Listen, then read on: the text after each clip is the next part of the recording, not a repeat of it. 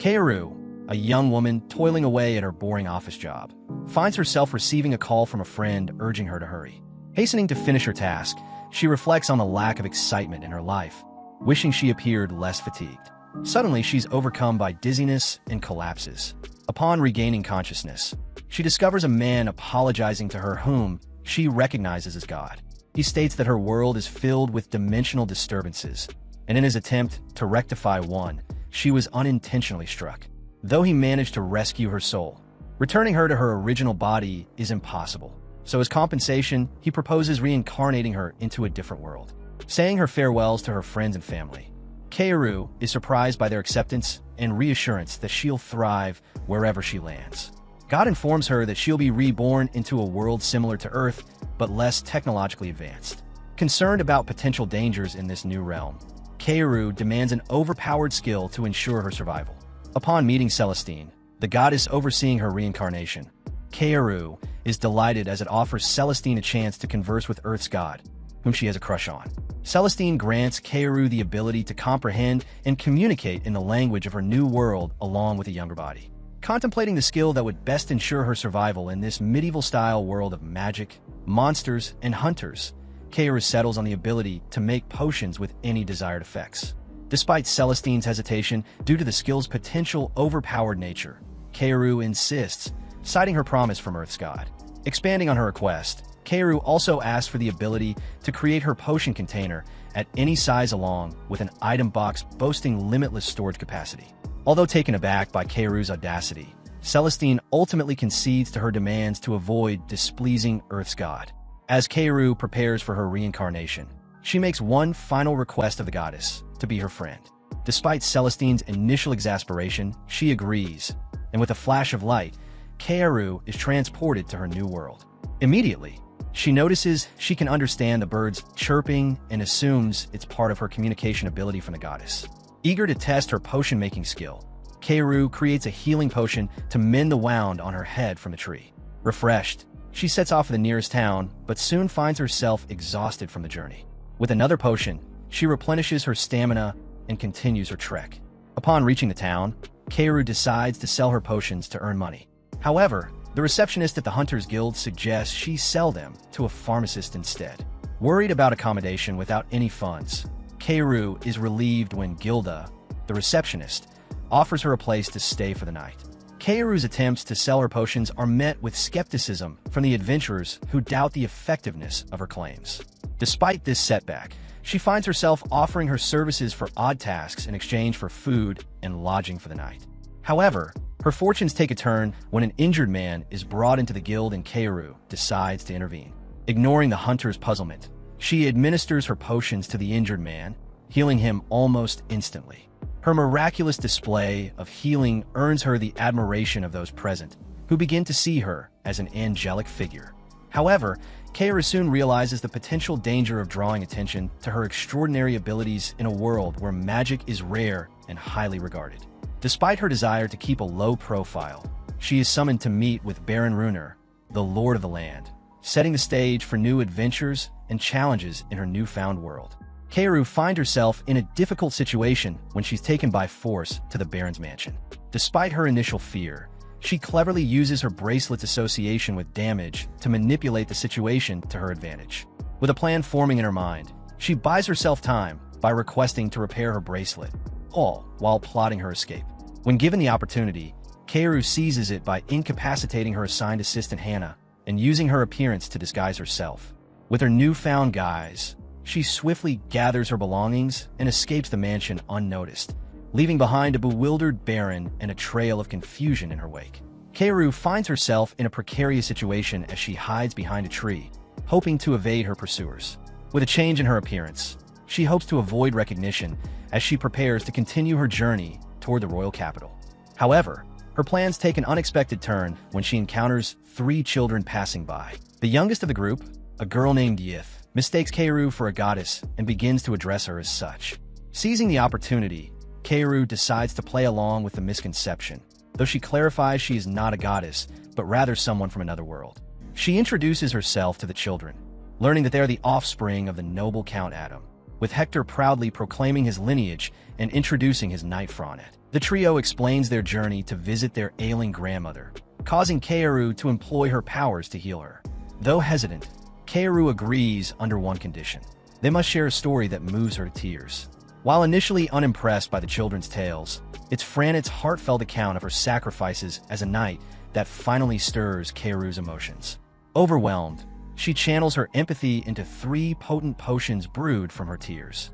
Kaoru entrusts Hector with 1 potion for his grandmother's recovery and advises Franet to keep hers for moments of utmost trust. The final potion she reserves for Franet's personal usage, a tool of healing to be wielded with care and intention. The children's origins from the western kingdom of Balmor are revealed, and a month later, their father Count Adam shares their encounter with the goddess with King Sergei. Initially skeptical, the king witnesses Franet's transformation after consuming her potion, sparking belief in the miraculous abilities of Kaoru. Impressed by the potion's effects, Franet offers her second potion to Roland, the former crown prince who lost the use of his right arm in battle. With Roland's arm restored, Sergei considers reinstating him as the rightful heir to the throne, but Roland expresses disinterest in the burdens of kingship, preferring a simpler life. Meanwhile, Kaoru arrives in Ais, the capital of the eastern kingdom of Brancott, only to discover that the populace worships Celestine. In a bid to avoid repeating her past missteps, Kaoru ventures into a pawn shop to sell some items acquired from the Baron's mansion. Initially skeptical of the legitimacy of her goods, the shopkeeper is moved by her tale of inheriting them from her recently deceased mother and ultimately purchases them.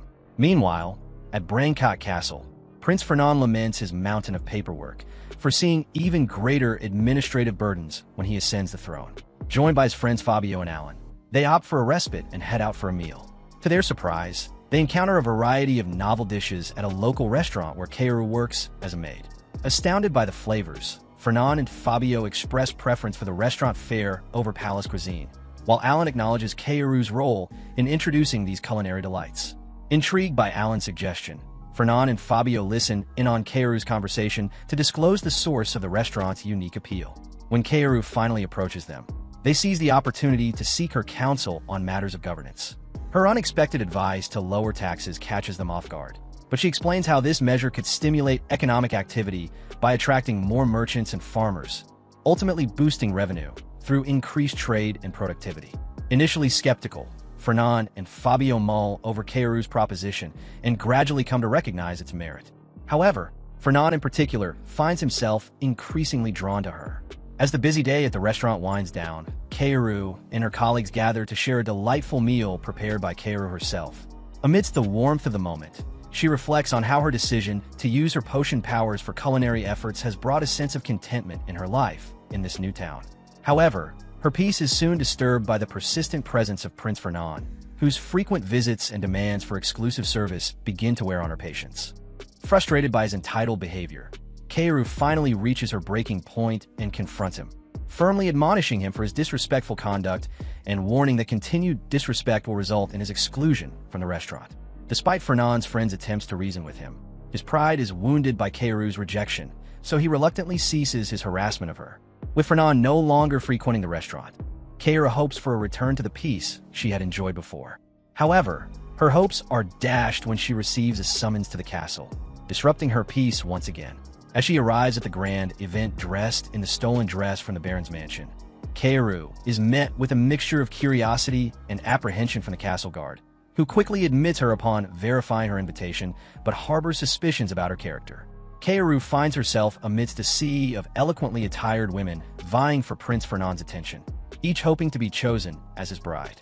Despite the magnificence of the occasion, she chooses to wear her humble maid attire, preparing to fulfill her duties serving the nobles in attendance. Meanwhile, Fernand grows increasingly frustrated as he searches for Kaoru, unable to locate her despite extending a personal invitation. His friends Fabio and Alan attempt to lighten the mood with teasing remarks about his stern demeanor, potentially scaring off his future bride. However, Fernand remains fixated on finding Kaoru despite their jests. When Fabio informs him of Kaoru's presence serving guests, Fernand hastily makes his way toward her. Upon encountering Kaoru, he demands an explanation for her attire, questioning why she is not wearing a dress like the other guests. She slyly asserts that as a maid, her role is to serve, and thus she dresses accordingly. Unconvinced, he immediately contacts his subordinate to inquire why the clothes he selected for Kaoru were not delivered as instructed. As the man insists he deliver the package, Kaoru reveals she never received any explanation and assumed it was meant for the neighboring business. Fernan, frustrated with the mix-up, still expresses his relief that Kaoru managed to attend and immediately moves to introduce her as his fiancée, shocking everyone present. Despite the unexpected announcement, he proceeds to introduce her to his parents, suggesting the possibility of having a noble adopt her to elevate her status. However, Kaoru swiftly rejects his proposal, asserting that she wasn't even consulted about the idea of marriage. She refuses to sacrifice her freedom and privacy to become a queen despite his declarations of love for her intellect and beauty. In a dramatic gesture, she breaks a plate and uses a shard to mark her own face, declaring herself a fool and claiming to have no value to him. Despite his protests, she dashes out of the castle, leaving Fernand's friends to advise him against pursuing her. Kaoru escapes the city, and once she's far enough away, she uses a potion to restore her face. Relieved to be free from the prince's advances, she hitches a ride with a merchant named Johann, offering him advice on his business along the way. Despite his offer of a job, she decides to strike out on her own, determined to forge her own path. Kaoru finds employment as a live-in maid at a workshop, only to discover upon arrival that the turnover rate for employees is high. The owner Bernard warns her of this trend, but gives her a chance nonetheless. With her extraordinary cleaning abilities fueled by her potions, she swiftly transforms the dirty workshop into a shiny space within hours. While tidying up, Kaoru notices a craftsman working on a hip flask, sparking an idea. Instead of selling her potions directly, she could market the exquisite containers she can create. Utilizing her potion powers, she crafts a stunning glass bottle that impresses everyone present, leading them to agree to help her sell the containers. With this newfound venture, she begins to earn a steady income, facilitating a more comfortable lifestyle. During a visit to the market to purchase fruits, a young boy snatches her purse, but Kaoru reveals it to be a decoy equipped with a tracking device. Later that night, the same boy returns and shares the misfortune of a girl named Kozer, whose mother was harmed by a noble. Despite the city's facade of peace, Kaoru learns of its underlying injustices. Determined to help, she and the boy venture into the slums to locate Kozer's home. Using her potions to disguise her appearance, she introduces herself as a friend of the goddess and heals Kozer's mother with a potion, offering her support without expecting anything in return. As the orphan children begin to shadow her, Kaoru establishes a covert organization known as the Eyes of the Goddess, through which they inform her of individuals in need. One such person is Johann, a merchant who is praying to the goddess for his ailing daughter when Ko, disguised as a chemist, appears. Despite their mutual recognition, Kaoru explains her presence by attributing it to charitable deeds for the needy. Johann is taken aback by her revelation, but is willing to offer her anything in return for her assistance. However, she simply requests his discretion regarding her identity and his commitment to aiding those in distress. She devises a plan to solicit donations from the rich in the name of the goddess, while happily assisting the less fortunate to support the orphan children. Kaoru steals sweets from the manor and distributes them amongst them. In a flashback, Kaoru swiftly catches up to the boy who pilfered her pouch and tends to his wounded hands with a healing potion. Surprised to learn that he stole for his ailing friend Belle, she demands to be taken to her. Upon reaching Belle's side, Kaoru promptly administers healing magic, much to the relief of the gathered children. Identifying herself as a friend of the goddess, she enlists their help in identifying others in need of aid, promising ample food in return. This marks the inception of the Eyes of the Goddess organization, with rumors of a divine angel spreading throughout the city. Meanwhile, at the workshop, employee Ale professes his love for Kaoru, though his proposals are revealed to be a ruse for his brother's party. Disheartened by the realization, Kaoru nonetheless attends the event at Count Leo's home, where she indulges in a lavish spread, encountering Johann, who had prepared her dress for the occasion. Kaoru inquires about the line of women vying for the eldest son's attention, discovering their potential marriage candidates. She seizes the opportunity to join the line, introducing herself to the eldest son as a friend of Ale, urging him to call forth his loyal guard Calvin, who is injured in a bear attack. She leads the crowd in a prayer for the goddess's blessing as they close their eyes. A red potion materializes, which she encourages Calvin to drink. Reluctantly, Calvin gulps down the potion, and to the astonishment of everyone, his once disabled leg is miraculously restored. As murmurs of disbelief fill the air, Ale grapples with the mystery of Keiru's identity, but she has vanished. Seeking refuge in a temple within the royal capital, Keiru finds the bishop harboring ulterior motives in his search for her. Ale tracks down Keiru in the workshop, where she reveals her ability and her connection to the goddess. Their conversation is interrupted by Ale's brother, who announces that Keiru has been summoned by the king. The next day, as King Sergei grows impatient, news arrives that Keiru attempted to enter through the back gate in disguise, but was denied entry. It's revealed that she cleverly turned the situation to her advantage, invoking her vow to the goddess, which even the king cannot challenge. Frustrated, the king realizes he cannot override such a vow. Keiru employs the same tactic to fend off the persistent bishop, eventually resorting to divine retribution in the form of an explosive potion on his carriage. The incident sparks a dispute between the royal family and the temple, with both vying to control Keiru's actions. A public assembly is convened in front of the goddess's statue, but the king questions Keiru about any divine messages, only to be surprised by her response that she is not bound to the kingdom and is present merely by chance. As Keiru addresses the crowd, the priests assume she will align herself with the temple as a devotee of the goddess. However, she surprises everyone by declaring that she does not adhere to any single faith and believes in multiple deities. She asserts that she is a friend of the goddess and will only bestow blessings upon those deserving of them. Her unconventional beliefs draw laughter when she questions the exaggerated depiction of the goddess's attributes in the statue, leading to a playful prank with a bucket dropped from Celestine. Reflecting on her newfound freedom after the public inquiry, Keiru resolves to extend her aid to those in need by producing potions for the less fortunate. Recognizing the need for influential allies, she encounters Fran in the market, but fails to recognize her at first. Fran recounts their previous encounter, explaining her rejuvenation, and Keiru is amazed by the power of the goddess. Requesting an introduction to Count Roland, Fran's current master, Keiru finds both him and Fran willing to offer assistance. With their support, she forms the secret organization, adding them as members. Keiru emphasizes the need for secrecy regarding her divine origins, intending to spread blessings discreetly. She proposes producing affordable potions with a time constraint to prevent stockpiling for warfare.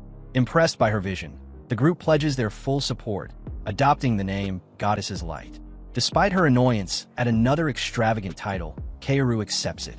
On her way back to the workshop, Ale informs her of a stranger from another country seeking her. Fernand's pursuit of Keiru leads him to Balmore, where Io and Alan attempt to reason with him, urging him to apologize for his behavior. Keiru plays a trick on Fernand, claiming to be her sister and teasing him about his conceited nature.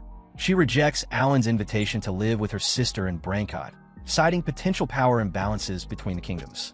As Fernand grows more forceful, he is surrounded by the men from the workshop, though Keiru intervenes and asks them to leave. Fernand is eventually pulled away by his friends, questioning whether they truly encountered Keiru or her sister, as she doesn't have the scar that would identify her. Despite Fernand's persistence, it's evident that Keiru holds no interest in him. Now in the Holy Land of Rueda, the Pope learns of Balmore's rejection of their summoning of Keiru. Rueda's authority has waned since Celestine's descent 53 years prior, and they believe the goddess's blessings should be exclusive to their land. Meanwhile, Keiru's potions bring positive changes to Balmore, though she prioritizes advancing medical technology over increasing production. She directs Johann to distribute potions to neighboring kingdoms, seeding them in Branos and the Empire of Aligot. The king of Aligot hears of the potions and orders an invasion of Balmore to seize Keiru and replicate the potions. Back in Balmore, Keiru's generosity extends to providing housing, utensils, and financial education for the orphan children.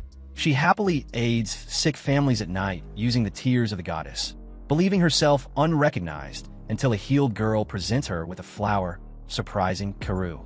As tensions escalate with the imminent threat of Aligot's invasion, King Sergei and Roland strategize to counter the enemy forces. Meanwhile, emissaries from Rueda arrive seeking custody of Keiru before the war erupts. Sergei considers turning them away, but Roland insists on meeting Keiru first. When they do, the emissaries urge Keiru to evacuate to the Holy Land for safety. However, Keiru suspects Rueda's collaboration with Aligot and exposes their betrayal, leading to the arrest of the emissaries on espionage charges. She tasks Roland with informing other nations about Rueda's treachery before departing on a walk, intending to confront Aligot's forces. Back at the house, Keiru advises the orphan children to flee if danger arises, but they insist on accompanying her out of gratitude. Accepting their resolve, Kaoru devises a plan to evacuate villages in the enemy's path, securing food and water supplies while preparing to confront the invaders. Francette alerts them to the approaching enemy, and they observe a bishop accompanying the enemy commander, indicating collusion with Rueda.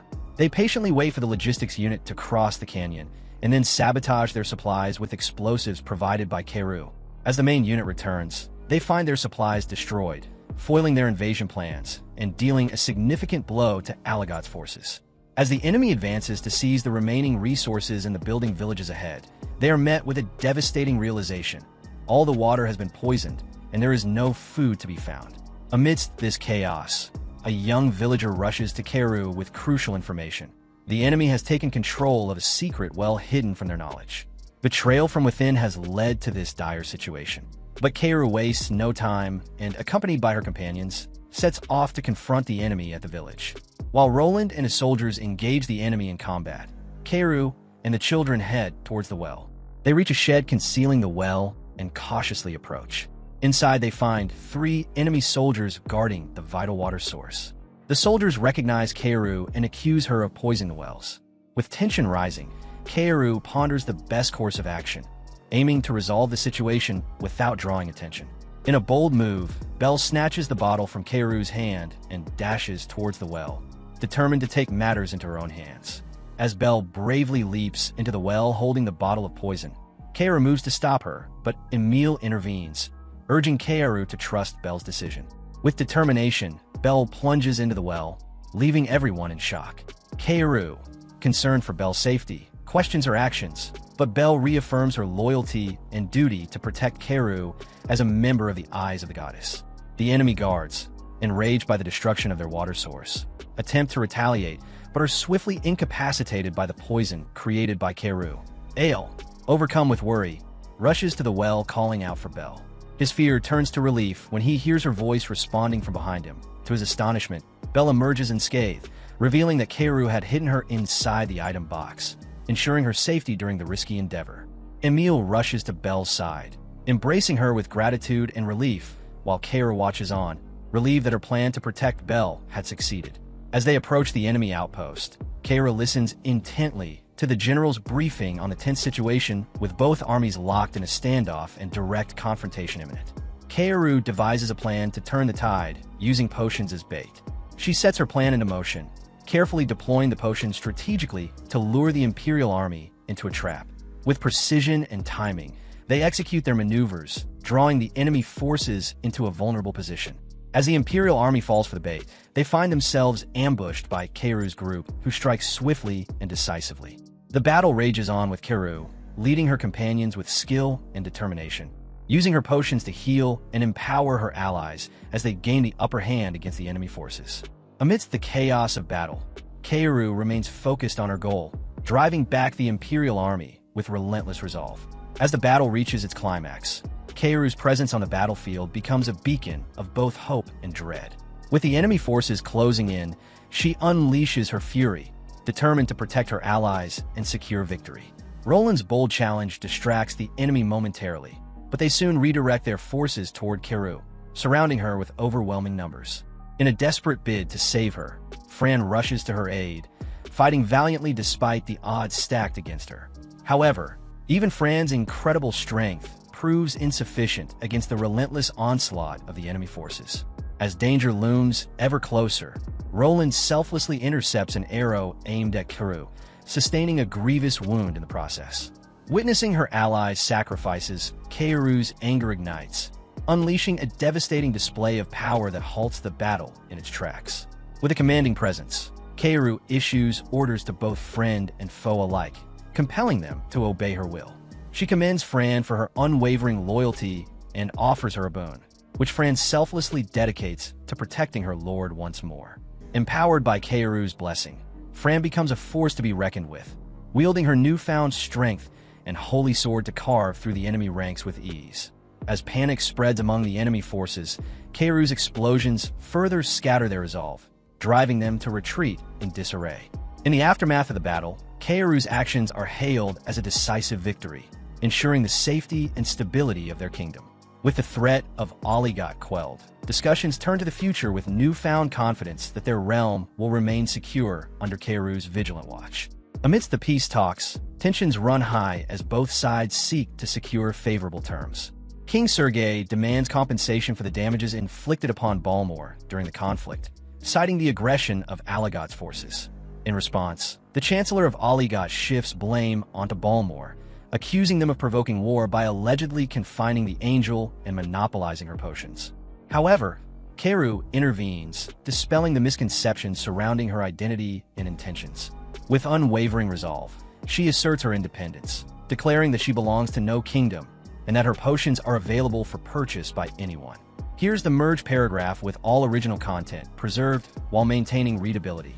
Keiru clarifies that the absence of her potions in Aligot is due to their limited shelf life of 5 days rather than any intentional blockade.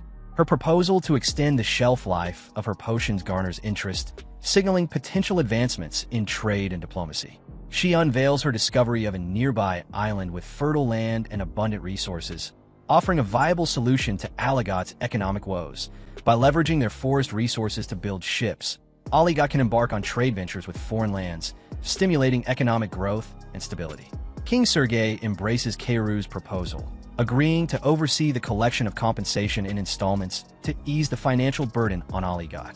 Touched by the gesture of compassion and cooperation, the people of Aligot express their gratitude, recognizing the sincerity of Balmor's efforts. However, tensions escalate as the Pope of the Holy Land adamantly refuses to acknowledge any culpability in the conflict despite the damning evidence provided by Keiru. He insists on deflecting blame and demands apologies instead. Keiru exposes the Holy Land's insidious agenda to monopolize her potions under the guise of safeguarding her, revealing their exploitation of her divine status for personal gain. In a desperate bid to salvage their reputation, the Pope resorts to summoning Celestine, hoping to invoke her divine authority. However, to his astonishment, Celestine aligns herself with Keiru, denouncing Ruda's claim to holiness and affirming her independence from mortal affairs. She admonishes those who exploit her name for selfish motives and reaffirms her role as a divine entity beyond mortal influence. With Celestine's stance, the Pope's evil plans crumble, exposing the corruption within Ruda's hierarchy. As Celestine departs, her words resonate, signaling a new era of accountability and integrity in the realm of divine worship. As morning approaches, Keiru devises a plan to escape with the other kidnapped girls before they are transported as slaves. She convinces the guard to let her use the restroom, and once outside the cell, incapacitates him with a swift blow to the head. She quickly frees the other girls and leads them through the dark corridors of the hideout. Meanwhile, Roland and the rest of the group continue their frantic search for Keiru in the city of Selenis.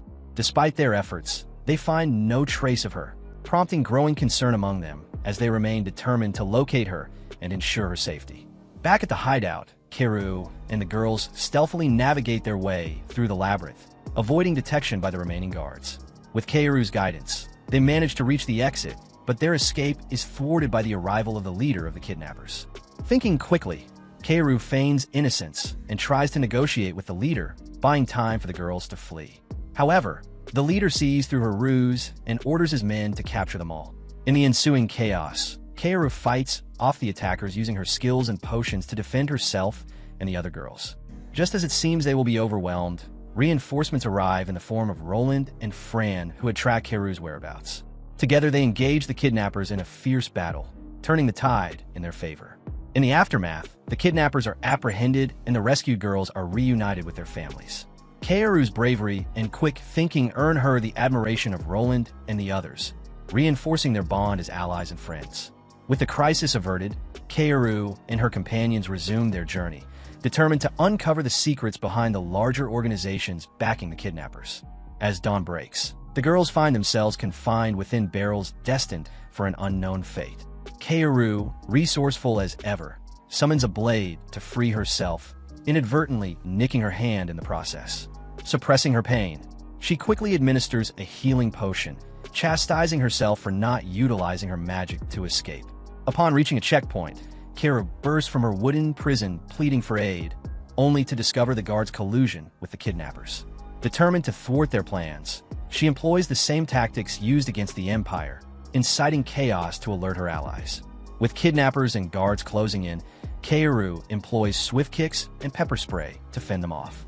Her companions emerge from their own barrels to join the fray. With the threat neutralized, Kaoru reveals the truth about the kidnapping ring, shocking all present. As the guard captain seeks answers, Kaoru attributes their rescue to divine intervention, sparing herself from further scrutiny. The arrival of the domain lord prompts Kaoru to recount her tale once more, issuing a stern warning of divine retribution for those involved. The mothers of the kidnapped girls arrive, but one girl named Layette is left behind. Shockingly, it's revealed that Layette's parents sold her, prompting Kaoru to step in and adopt her instead of sending her to an orphanage. Layette agrees, and Kaoru is thrilled to have a new companion. As they set off on their journey, Kaoru worries about Layette getting tired from riding horseback for too long.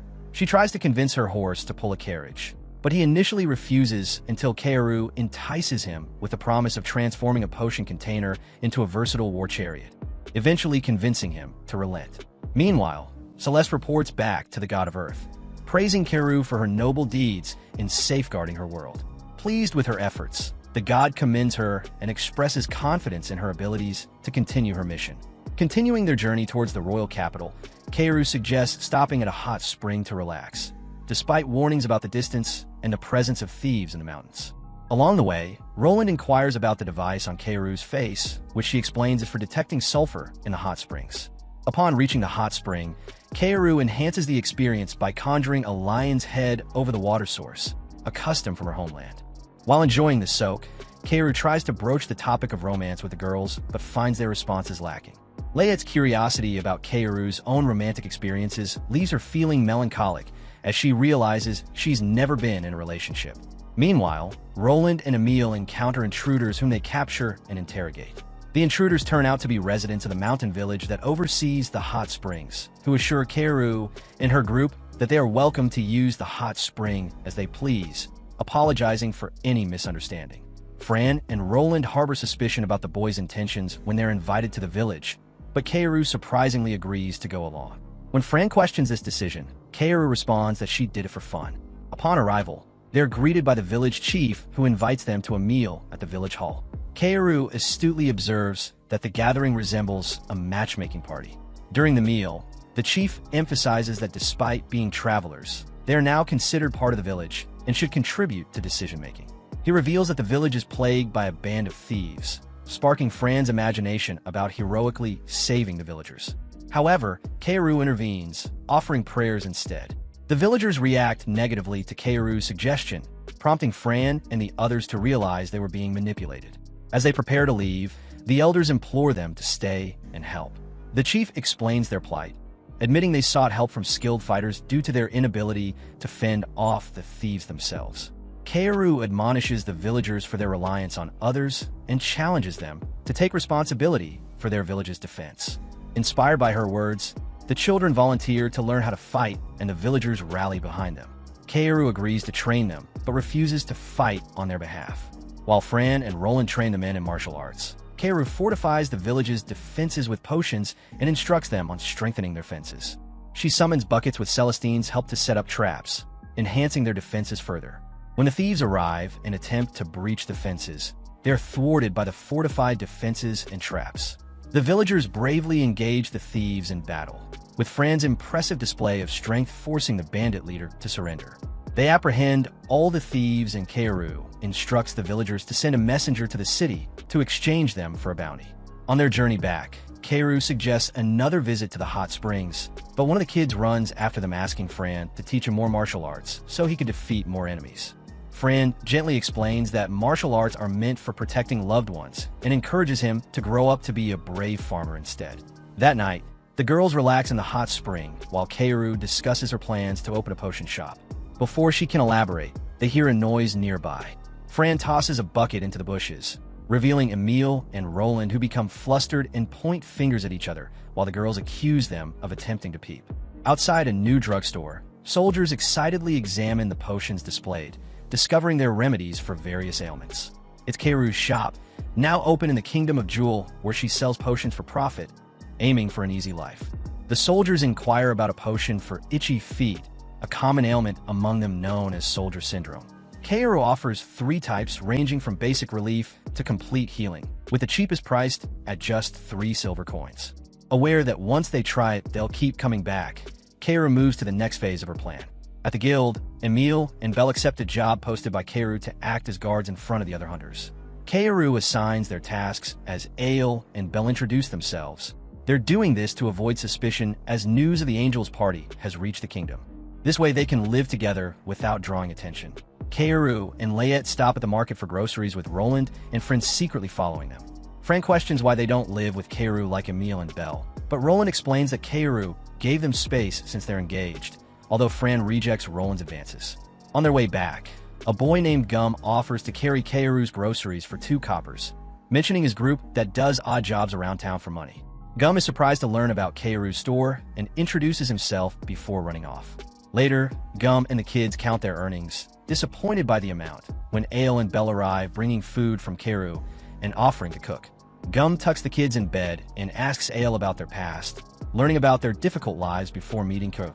Gum marvels at their success, but Emil hesitates to reveal too much about Kaoru's identity. At the shop, Kaoru quickly instructs Layette to go upstairs as army officials enter. The officer introduces himself as Colonel Navos, the Royal Army's 2nd Battalion commander, and expresses interest in buying Kaoru's soldier syndrome potions in bulk for the benefit of the 10,000 soldiers in the army. Kaoru inquires about the other 9 battalion commanders, and Navos assures her he will distribute the potions fairly among them, promising to maintain the same price. Though Kaoru wonders about Navos' motives, he dismisses her concerns, stating it's not something civilians need to worry about. Ultimately, Kaoru agrees to the deal, thinking about the profit she'll make. Later, Gum asks Kaoru if he can be like Ale and Belle. Kaoru reassures him, emphasizing that everyone has value, and give him a flute to call her if she has worked for him. She delivers her potions to Navos in his office, where she requests a tour before leaving. They observe soldiers practicing communication using code boxes, but Kaoru easily understands their messages, realizing they're discussing her. Later at the shop, she's visited by a frustrated commander who complains that Navos isn't sharing the potions with other battalions. Kaoru assures him his battalion will receive priority in the next shipment, arranging separate arrangements for each. Grateful, the commander leaves. Shortly after, Count Olam, the landlord, arrives, presenting Kaoru with a contract demanding half of the profits and ownership of the products, giving him control over pricing and production methods. Furious but trapped, Kaoru reluctantly accepts. Olam acquired the shop by bullying the previous owner, leaving Kaoru frustrated but compliant. The realtor questions her decision, but she asks for a favor instead. The next day, Olam arrives to collect profits, intent on acquiring the production method for the soldier syndrome potions. However, he finds Emil and Belle selling lunches instead. Furious, he confronts Kaoru, who threatens to keep moving shops if he persists, even considering leaving the country. Roland supports her, wielding Fran's sword as a warning.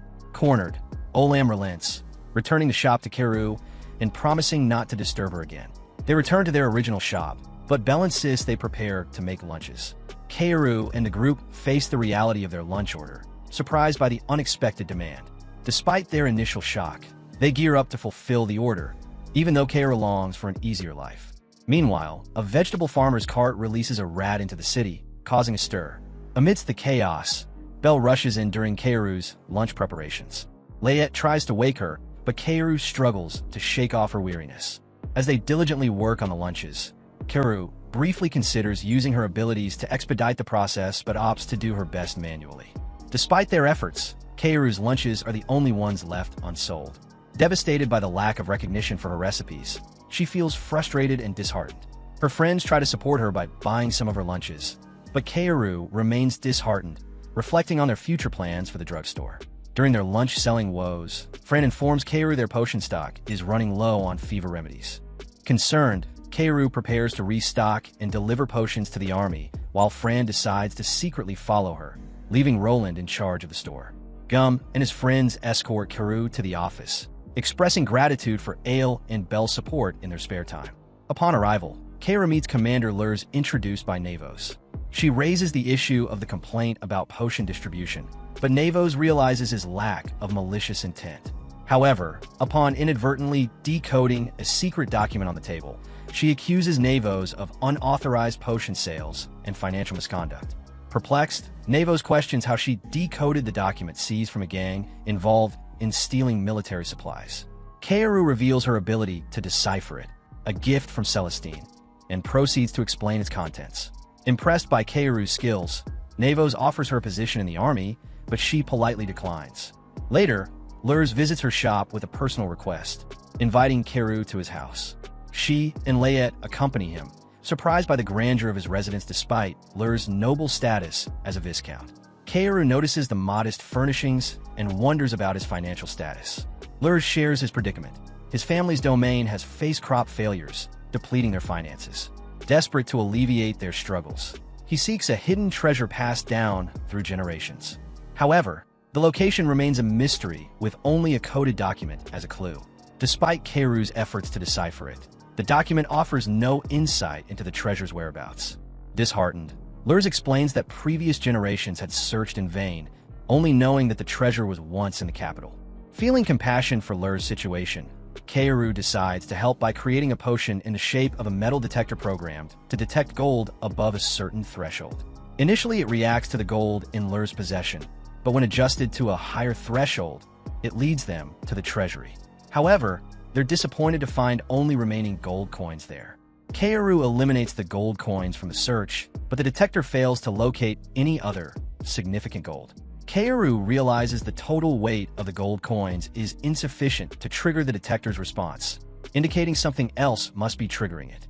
Rushing into the room behind the treasury, Kaoru urges for the wall to be cut open, suspecting the treasure might be hidden inside. However, they find the wall empty, leading to disappointment. As they discuss the setback, Layette interrupts, seeking Kaoru's help for a buck bite. While attending to Layette, Kaoru has a sudden realization. She rushes back to the vault and scratches it with a coin, revealing that the vault itself is made of gold, constituting the hidden treasure. Lurs rejoices at the discovery, but Kaoru reminds him that solving the underlying issues causing the crop failures is essential, as even the treasure will deplete if the problems persist. Lurs gratefully prepares a meal for them and introduces them to his family. Kaoru's illusions of being embraced by a noble family shatter when she realizes the Viscount's sons are only interested in obtaining the Soldier Syndrome potion from her. Later that night, Gum urgently seeks Kaoru's help, leading her to his sick friends. It becomes evident that a widespread epidemic has gripped the city, with many falling severely ill with fevers and coughs. Kaoru fears it may be an epidemic and witnesses its rapid spread, causing widespread closures across the city. Navos discloses that the epidemic originated from the village of Goa east of the capital, now under army-enforced lockdown. Roland expresses doubts about the royal family's handling of the crisis, while Fran worries about the villagers' dwindling food supply due to the lockdown. Despite contemplating waiting for the situation to resolve itself to resume her easy life, Kaoru resolves to help everyone, disregarding the risk of exposing her identity. She rallies the others, declaring her commitment to aiding those in need, invoking the goddess's light.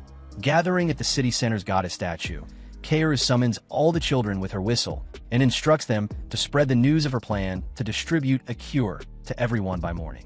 She assigns Roland the task of informing the nobility while trusting Fran with delivering potions to Navos for the soldiers guarding the area. As morning breaks, the town assembles and Kaoru addresses the crowd, emphasizing the importance of maintaining order or facing consequences from the goddess. She conjures a statue of Celestine from which the potion flows, explaining its dual purpose to cure those already afflicted and prevent illness for others. Witnessing a man instantly feel better after taking the potion, the crowd eagerly follows suit. Recognizing the impracticality of everyone lining up in front of the statue, Kaoru entrusts Lurs with a bag of potions to deliver to the royal family. A noble arrives claiming ownership of the statue, but Kaoru responds by destroying his carriage. Begging for forgiveness, the noble is then directed to join the line like everyone else by Kaoru, who summons another statue. Soldiers are directed to the second statue after being cured. Navos, curious about Kaoru's plans after this, learns that she intends to head to Goa to address the root of the problem and prevent further deaths. Surprised by Kaoru's ability to communicate with horses, Navos decides to accompany her on the journey. Upon arrival in Goa, Kaoru informs the villagers about the potion, initially met with skepticism. However, witnessing an elderly man instantly cured after drinking it convinces them, and soon the entire village is celebrating his health is restored.